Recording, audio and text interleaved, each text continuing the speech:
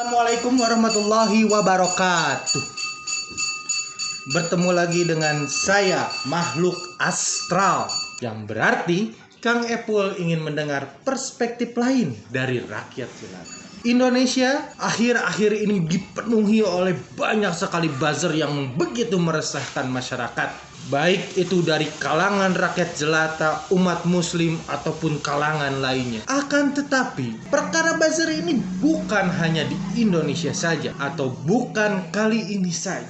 Sejarah mencatat bahwa politik menggunakan buzzer ini sudah dilakukan jauh hari sejak zaman Nazi. Mari kita bandingkan apa yang terjadi dengan buzzer-buzzer yang berada di Jerman saat itu dengan kondisi kita saat ini. Dari Gelora News, judulnya Bagaimana Para Buzzer Nazi Mati Mengenaskan, 14 Februari 2021. Serem banget ya. Kalau seandainya sejarah ini terulang, mungkin para buzzer-buzzer ini akan berpikir dua kali. Tapi kan yang kita tahu buzzer-buzzer emang jarang baca ya. Kita simak saja beritanya ya. Semoga ini akan didengar oleh para buzzer. Sebuah lelucon anti-fasis beredar di Jerman era Nazi.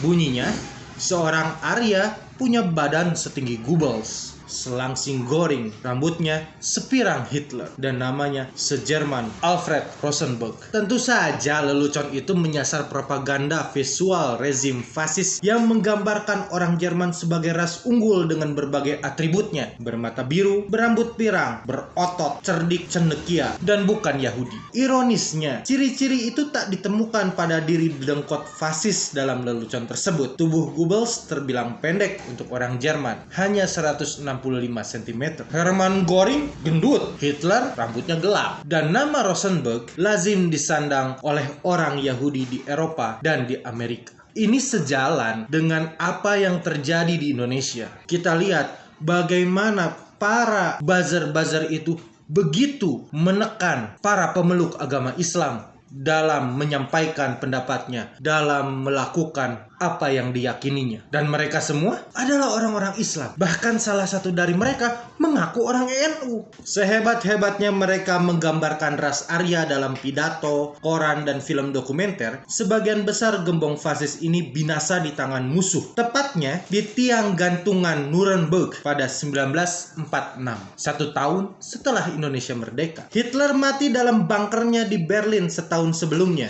Demikian pula Goebbels, Menteri Propaganda Reich ketiga, yang mati bunuh diri bersama istri dan anak-anaknya dengan menenggak sianida. Ada banyak orang yang menyangkal tentang kematian Hitler ini. Rata-rata orang-orang ini berpendapat bahwa Hitler saat itu belum mati. Jenazah yang ditemukan di dalam bunker bukanlah jenazah Hitler, melainkan jenazah dari aktor penggantinya. Jadi Hitler itu punya aktor pengganti, bukan Iko Uwais saja. Iko Uwais kan nggak punya aktor pengganti ya? Dia kan selalu melakukan stuntman-nya sendiri. Nah, Hitler ini lebih lagi daripada Iko Uwais, berarti dia menggunakan aktor pengganti untuk menggantikan jasadnya sendiri. Luar biasa. Tapi itu kan yang halu ya, yang seneng sama teori-teori konspirasi. Kalau Anda percayanya apa? Lanjut, di tempat lain, diktator fasis Italia Benito Mussolini digantung terbalik oleh kaum partisan. Sukuna di luhur, sirahna di handap. Nah, itu yang terbalik. Joseph Tiso, pentolan Republik Boneka Nazi di Hungaria, juga digantung setelah diadili oleh pengadilan pasca perang pada 1947. Philip Petain. Saya sebagai orang Sunda baca nama ini mau hampir aja baca pete. Philip Petain, kepala pemerintah Vichy di Prancis dan kolaborator Jerman, sedikit lebih beruntung. Veteran yang pernah dilulukan Prancis sebagai pahlawan Perang Dunia I ini dibuih seumur hidup. Hukuman kurungan itu akhirnya diringankan menjadi tahanan rumah karena Petain sakit-sakitan. Ia mati di kediaman pribadinya pada 1951. Jadi uniknya, Nazi itu memang tidak hanya melibatkan satu negara atau satu orang pemimpin negara. Kalau kita susutkan cara kerjanya, mungkin kita bisa katakan kalau sosok yang memimpin negara ini, jangan itu.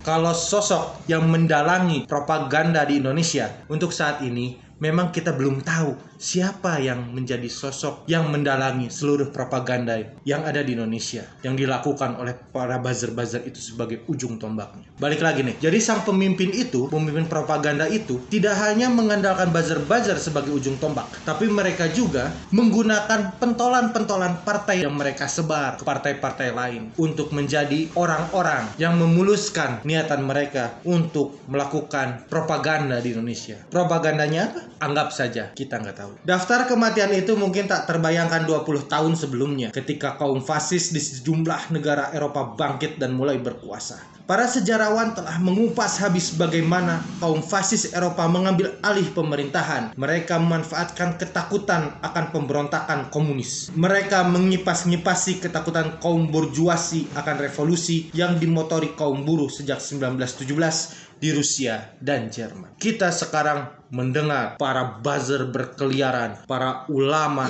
kepleset sedikit kata-katanya langsung dipenjarakan. Akan tetapi para buzzer ini sama sekali tidak kepleset dan mereka seperti merajalela di Indonesia. Mereka seperti terus melakukan teror yang menyebabkan masyarakat Indonesia terpecah belah.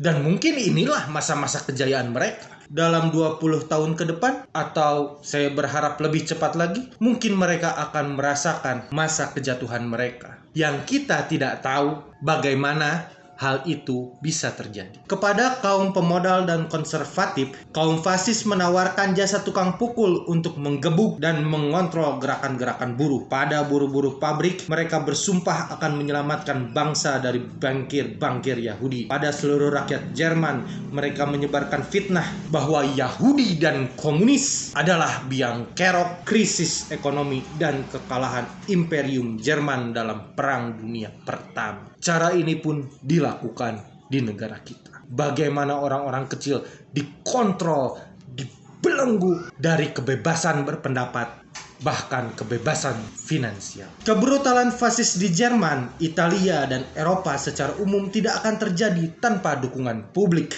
Mereka adalah buzzer, influencer, dan spin doctor pada zamannya yang berhasil memanipulasi kesadaran khalayak bahwa Yahudi dan komunis adalah sumber masalah, bahwa rakyat Jerman harus menolak gerakan buruh, bahwa privatisasi ekonomi besar-besaran penting adanya untuk memakmurkan bangsa Arya. Dan kita lihat bagaimana para buzzer ini terus-menerus mengulangi kalimat-kalimat dengan artikel yang sama sehingga masyarakat Indonesia mempercayai bahwa Islam itu radikal, mempercayai bahwa Islam itu gembong teroris, mempercayai bahwa rakyat jelata itu adalah orang-orang miskin dan tak berdaya. Sehingga kita lihat banyak teman-teman kita yang saat ini merasa tidak mampu secara ekonomi. Mereka enggan untuk bangkit. Mereka enggan untuk menunjukkan kekuatan mereka. Bangkit dari keterpurukan, bangkit dari kemiskinan. Karena artikel kesenjangan sosial. Orang kaya makin kaya, orang miskin makin miskin terus digaungkan. Terdengar oleh kita. Akhirnya benar, yang miskin enggan untuk bangkit. Dan yang kaya semakin bersenang-senang. Semakin leluasa untuk menyebarluaskan pesan-pesan mereka. Sekian dari saya, ini hanya sekedar opini, menghubung-hubungkan, cocokologi, ngehalu dikit, disambung-sambung dengan sejarah. Semoga ini bisa menjadi pelajaran bagi kita, bagi para buzzer, dan bagi para anak-anak muda saat ini. Mohon maaf kalau ada kesalahan-kesalahan saat membaca nama. Mohon maaf apabila ada kesalahan-kesalahan kata. Karena segala macam kesalahan adalah milik makhluk astral dan kesempurnaan hanya milik Allah Subhanahu wa taala. Wallahu a'lam bishawab. Wassalamualaikum warahmatullahi wabarakatuh.